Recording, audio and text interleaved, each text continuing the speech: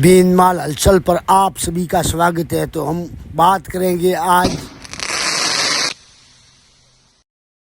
बीनमाल के सबसे बड़े जल स्रोत जहाँ पर जल एकत्रीकरण किया जा सकता है तो वो है बाल समुद्र लगभग 52 एकड़ में फैला हुआ है। और उसके लिए पहले किसी ज़माने में जो कि नहर के द्वारा पानी भरा जाता था, अर्थात नहर से पानी सावित्री के आगे से सुंदा माता से आता था और यहाँ इसी तालाब में पानी आता था। और ये बहुत ही बड़ा मुख्य जल स्रोत था भिंडमाल का। और इससे बाल समुद्र के बाद में नाले से होकर के इस तालाब में आता था, जो कि गांव के पास जाखोब तालाब है वहीं आता था। परंतु अब काफ़ी समय से जो नहर थी वो नीचे कह सकते हैं कि ऊपर उठी हुई है और जो खेत थे वो नीचे जा चुके हैं। तो उसके कारण अब बाल समुद्र में कम बारिश में पानी नहीं आता है और इसी के कारण ये विशाल जल स्रोत सूखा पड़ा है। और ये मांग रहा है अपना विकास।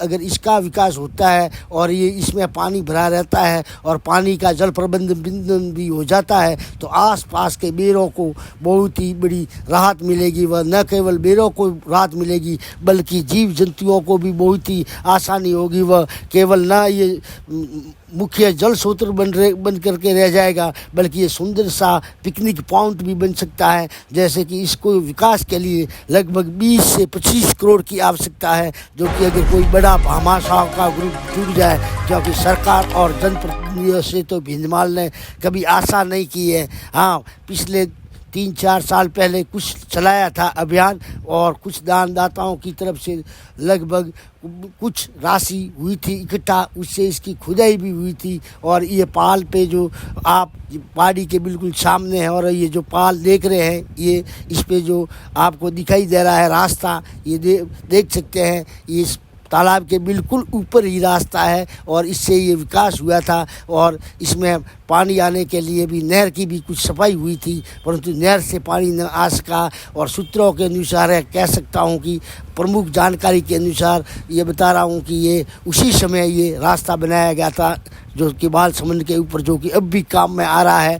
परंतु इसके बाद नहर की सफाई के लिए अभी के जो है IAS अधिकारी मोहित कसानिया, उनके द्वारा भी कुछ अभियान चलाया गया था, पर उससे भी कुछ फर्क नहीं पड़ा। और ये देख सकते हैं ना, ये जो है तालाब ये पूरा का पूरा खाली है। कुछ झुंड भरे हुए हैं, झुंड भी कुछ गहरे हैं, परंतु ये झुंड के झुंड ही भरे हुए हैं। इसमें मतलब जो जल का भराव होना चाहिए था आशा अतीत वो नहीं हो सका है। और कह सकते हैं कि बारिश भी लगभग जो कि भिंडमाल क्षेत्र है वहाँ पर जो कि फसल की बुवाई हो सके और फसल की पैदावार हो सके उतनी हुई है, ज़्यादा नहीं हुई है। तो अगर जो भामाशाहों का जो बड़ा ग्रुप जुड़ जाता है और अगर जो 20-25 करोड़ रुपये की इसकी लगभग लागत होगी तो वो जुड़ करके ये काम करवा सकता है और अच्छा सा विकास हो सकता है। और जैसे कि ये रास्ता बनाया गया था उसी दौरान, तो ये रास्ता भी बहुत ही उपयोगी साबित हो रहा है। पर अब ज़रूरत इस बात की है कोई भामाशाह का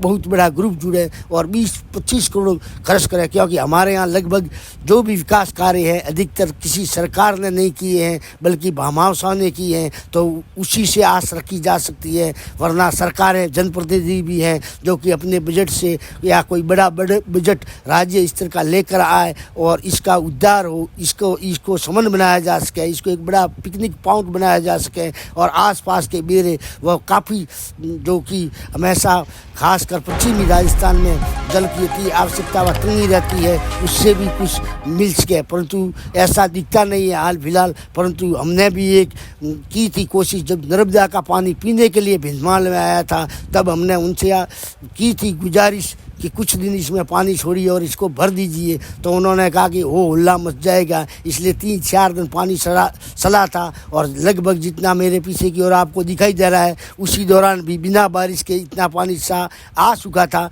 परंतु उसके बाद में बंद कर दिया गया। वरना गुजरात में तो ये इसी प्रकार से होता है कि जो सुजलाम सुफलम योजना है उसी के द्वारा गाँव पानी पहुँचाया जाता है। पहले वहाँ की टंकी यानी कि पेयजल स्रोतों को भरा जाता है और उसके बाद जो पानी बचता है उसको उनके तालाब में डाल दिया जाता है। तो वहाँ का भू स्तर है वो बहुत ही उच्च स्तर पर है और वहाँ पानी की कोई समस्या नहीं है। यानी कि पीने का पानी को दो रूप से काम में लेते हैं, बड़े बड़े तालाब भर लेते हैं और तालाब चलाचल हो जाते हैं, तो खेती के लिए भी और भूमि रिचार्ज के लिए भी बहुत सा जल मिल जाता है। परंतु हमारे यहाँ पर जो कि गुजरात माही बजाज का पानी यूज कर रहा है लगभग 30-40 साल से, परंतु राजस्थान के हिस्से का नहीं दे रहा है। तो एक और माही बजाज अटकाई हुई है और दूसरी ओर जो नर्मदा का पानी है वो पर्याप्त मात्रा में दे दे तो भी उससे कुछ हो सकता है। और जैसे गांव-गांव में नर्मदा का पेयजल जाएगा तो उससे ही गुजरात वाली स्कीम को अपना लिया जाए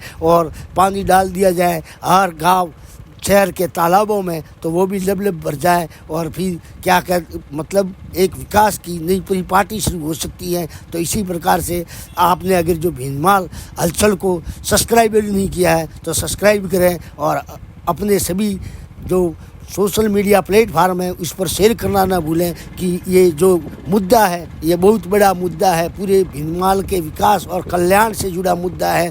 तो मैं आशा करता हूँ कि आप इसको शेयर, लाइक और कमेंट करेंगे और राज्य सरकार तक ये बात पहुँचे तो कुछ न कुछ बात बने, नहीं तो भामाशाह तो करते ही रहते हैं। देख सकते हैं इसके पास में और भी ये सड़क भी निकल रही है और इस पाल पर भी सड़क आई हुई है, परंतु ये तालाब है 52 एकड़ के क्षेत्र में फैला हुआ जो सेमगिरी की पहाड़ी के पास आया हुआ है, वो आप देख सकते हैं कि यहाँ पर भी बेरे बहुत से हैं और ये जो है बाल समंदर ये सूखा पड़ा है, देख सकते हैं। अगर जो पानी आ